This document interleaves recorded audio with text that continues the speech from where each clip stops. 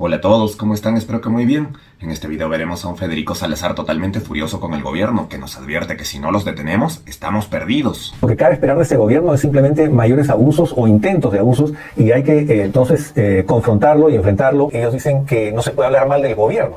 Entonces eso ya trasciende la jurisdicción de una ronda, porque ya se convierten en agentes u órgano del gobierno. Naturaleza que has obligado a alguien a decir algo en televisión, eso es como si te pusieran una pistola acá, ¿no? Las últimas veces han sido por coacción o extorsión de terroristas.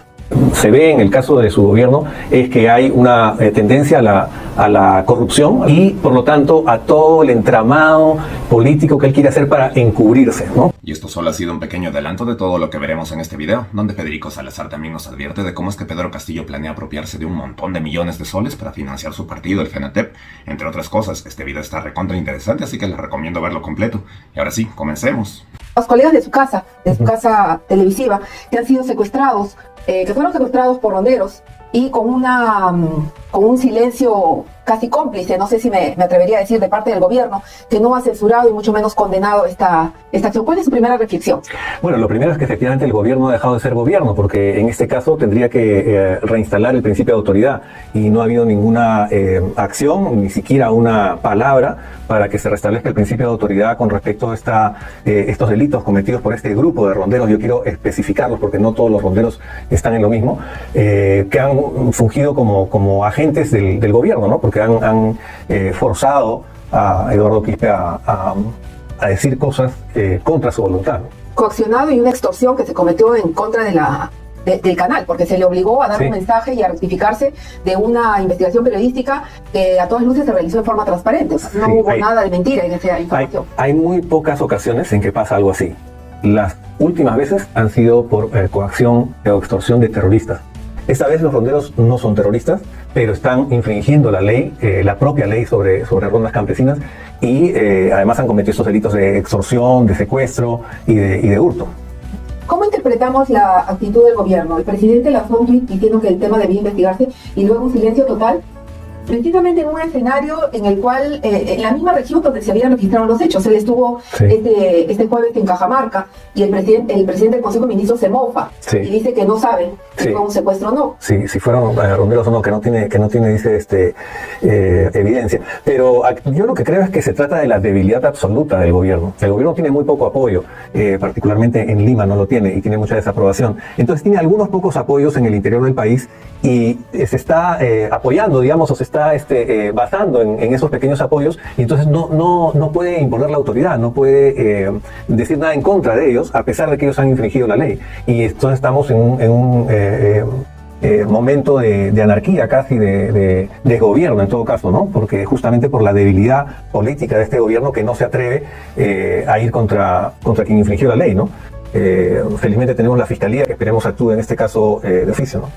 Esta es una acción como consecuencia del discurso hostil, permanente, reiterado que hay de parte de autoridades del gobierno contra la prensa. Es una acción manejada por gente allegada a Castillo. ¿Cuál es su percepción? Mi percepción es que digamos, ese discurso del presidente Castillo contra la prensa y contra los periodistas, que además es un discurso de cobertura para que no hablen de los problemas que hay con relación a la corrupción, es un discurso que favorece esto, ¿no? No sé si ha habido una coordinación o de repente un trabajo político, pero el mensaje que ellos dieron, los ronderos, es un mensaje político, o sea, porque ellos dicen que no se puede hablar mal del gobierno. Entonces eso ya trasciende la jurisdicción de una ronda, porque ya se convierten en agentes u órgano del gobierno, ¿no? Cuando las rondas tendrían que estar a favor de la seguridad campesina o la seguridad ciudadana en general, lo cual es una función para el Estado, digamos, o de sustitución de las partes del Estado que no pueden atender esas tareas. Pero tareas de decir, tú dices lo que yo pienso y lo que tú piensas está mal, eso ya es política. Y eso no debería ser una ronda campesina, ¿no? Y política a favor del gobierno, que es un gobierno investigado por corrupción, ¿no? ¿Qué alarmas se encienden ante este escenario y la actitud, la respuesta que ha tenido el gobierno?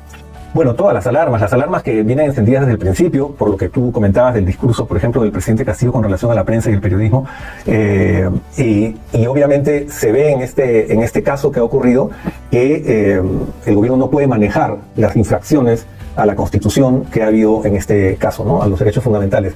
Y si no lo puede manejar en un caso concreto, ¿cómo pensar que lo puede manejar a nivel nacional y para todos los casos? Entonces, es como que el gobierno se pone en una posición que yo no puedo gobernar, ¿no? Al menos para ti no puedo gobernar para los míos, pero no para los demás.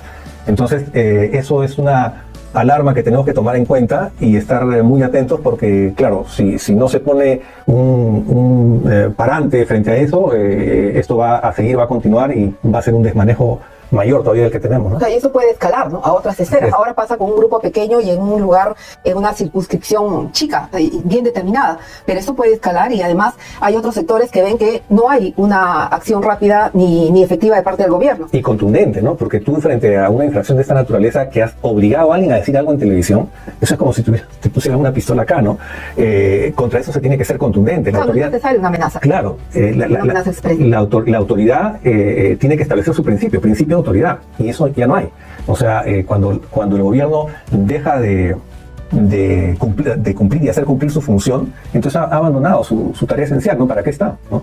Ahora, este no es un hecho aislado de parte del gobierno. Se ha presentado también esta semana este proyecto conocido como la Ley Mordaza, que busca penalizar la filtración de información considerada reservada en casos penales. Pero entre la sustentación que realiza el Ejecutivo, lo que señala es, por ejemplo, que los medios de comunicación generan una corriente de opinión muy apartada de los estándares jurídicos mínimos. Claro. Pero habría que ver cuáles son los estándares jurídicos mínimos que rigen, que deberían regir para la prensa, pero también para el gobierno. Son ellos los afectados por la investigación. Ahí se ve claramente que lo que quieren es evitar la publicación de hechos relevantes a la investigación vinculada al presidente de la República y a miembros de este gobierno, ¿no? Si eso se aplicara, no habríamos sabido nada de Juan Silva, no habríamos sabido nada de estos actos de corrupción y tantos otros.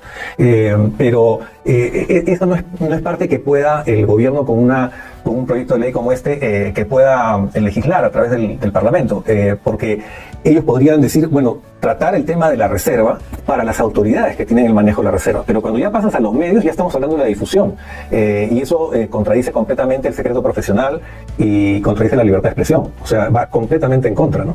¿Qué se puede esperar de este gobierno? ¿Qué puede esperar la prensa de este gobierno, que además se ha negado a firmar, por ejemplo, la declaración de Chapultepec, o que hace caso omiso a los reiterados llamados, invocaciones de diferentes gremios periodísticos para que se respete la libertad de expresión? Tenemos además los agravios a los periodistas, el impedimento para que cubran información. Sí, y la opacidad, ¿no? O sea, es un gobierno que quiere ser opaco, el presidente no da declaraciones, no enfrenta a la prensa frente a las preguntas legítimas que tiene la población, y por lo tanto lo que cabe esperar de este gobierno es simplemente mayores abusos o intentos de abusos, y hay que entonces confrontarlo y enfrentarlo y hacerlo público, ¿no? Yo creo que esto, por ejemplo, que ha ocurrido, y este proyecto de ley también, atentan contra la imagen internacional del Perú, ¿no? Yo creo que vamos a sufrir bastante porque nos van a mirar como se mira a Nicaragua o Venezuela, los otros países, y eso va a retraer la inversión, va a retraer el turismo, nos van a mirar mal, digamos, internacionalmente, ¿no?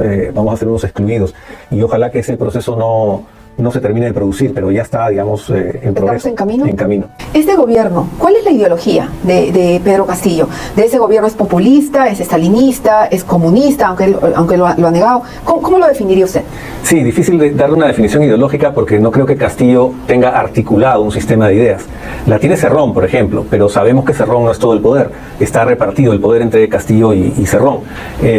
Y Castillo tiene una serie de ideas, digamos, de orientación izquierdista, más diría que es un sindicalista y que sigue siéndolo, pero no tiene una posición. Lo que sí se ve en el caso de su gobierno es que hay una tendencia a la corrupción además de envergadura mediana, y por lo tanto a todo el entramado político que él quiere hacer para encubrirse, ¿no? Porque este proyecto de ley, por ejemplo, del que hemos estado hablando, sobre las filtraciones en las investigaciones penales, obviamente está encaminado a proteger a Castillo, ¿no?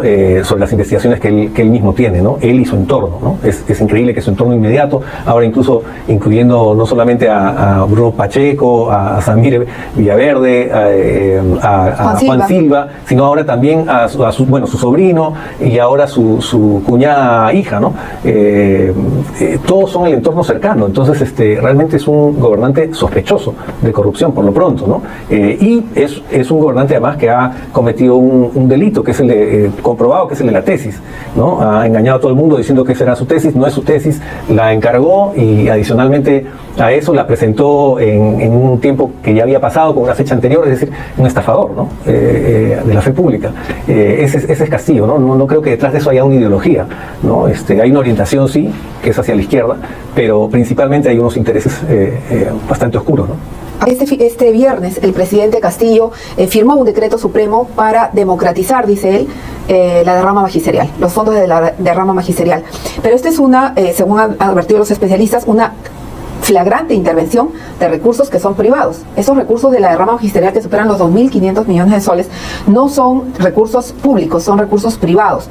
¿Qué es lo que podemos esperar? ¿No recuerda esto, aunque en otros niveles, por ejemplo, la estatización que pretendió hacer de los bancos en su momento Alan García? Claro, ¿Cuál es el riesgo? Es una pretensión que espero que sea contenida a través de mecanismos legales, pero es una pretensión no solamente política, sino financiera, porque obviamente Castillo quiere hacer sus propios partidos políticos, ya tiene como 3 creo, y tiene que financiarlos. Y eso ocurrió en todos estos regímenes, ¿no? Han buscado fuentes de financiación. La derrama magisterial es una fuente importantísima de recursos y como tú dices debería estar dentro del derecho privado, ¿no? Pero esta pretensión de democratizar, entre comillas, no es otra cosa sino la pretensión de agarrarse de unos fondos que saben que son regulares y que son ingentes. Y obviamente yo creo que eso es simplemente para financiar sus propias actividades político-partidarias, ¿no? Para favorecer a la FENATEP, ¿no? Que es lo que él estaba promoviendo y detrás de lo cual él ha estado. Claro, es el pleito con Patria Roja, ¿no? Y es esta lucha de los sindicatos, ¿no? En el cual quiere hacer imperar el suyo o irlo metiendo de a pocos para que tenga más fuerza y por lo tanto más financiación, ¿no? Yo creo que hay un tema financiero ahí bien importante. Claro, pero en este tema la ciudadanía o el poblador común y corriente podría pensar que este es un tema circunscrito a la derrama, pero no hay un riesgo también de que esto vaya escalando y, por ejemplo, ¿qué pasa si mañana el presidente viene y dice que quiere democratizar también los fondos de las AFPs? Claro, no solamente democratizar los fondos de las AFPs y el término que usa él, ¿no? hasta empresas, ¿no es cierto? Pero eso es, ellos lo han anticipado al inicio del gobierno, que hablaban de nacionalización. Esos también son términos que cubren en realidad lo que son apropiaciones ilícitas, ¿no? A través de mecanismos legales, ¿no? Pero un decreto de gobierno no puede cambiar un estatuto privado, o sea, eso está completamente contra la ley y yo espero, como te digo, que eso se contenga con una defensa legal adecuada, ¿no? Porque, como bien tú anticipas, esto, si tiene éxito hoy día acá en este caso, van a obviamente pretender hacerlo en otros casos, ¿no? Y es un peligro constante el que tenemos frente a este gobierno, ¿no? Contundentes palabras de Federico Salazar. Qué bueno que cada vez más gente se pronuncia de esa manera y hay que tomar muy en cuenta sus advertencias, porque es cierto, si seguimos como estamos y dejamos que el gobierno siga haciendo lo que quiere, vamos a estar totalmente perdidos y no va a haber vuelta atrás. Y eso sí, hay que hacer una aclaración. Federico ha dicho que los ronderos han cometido hurto. Y el hurto es cuando alguien toma el objeto de alguien sin que el otro se dé cuenta. Por decir, deja su celular a un costado, se da la vuelta y el otro lo toma y se va corriendo. Eso es hurto. Lo que han hecho los ronderos en este caso es robo agravado y que tiene una pena tremendamente superior, así que cabía hacer esa diferencia. Y bueno, mejor no hablo más porque la verdad que me cuesta bastante hablar. ¿Y ustedes qué piensan de todo lo visto en el video y de todo lo que dijo Federico? Los estaré leyendo en los comentarios. Y si les gustó el video, por favor suscríbanse a este canal y activen la campana de notificaciones. Y ya saben, disculpen mi voz, estoy un poco mal todavía. Y bueno, sin más que decir, ahora sí me despido. Ya hasta la próxima.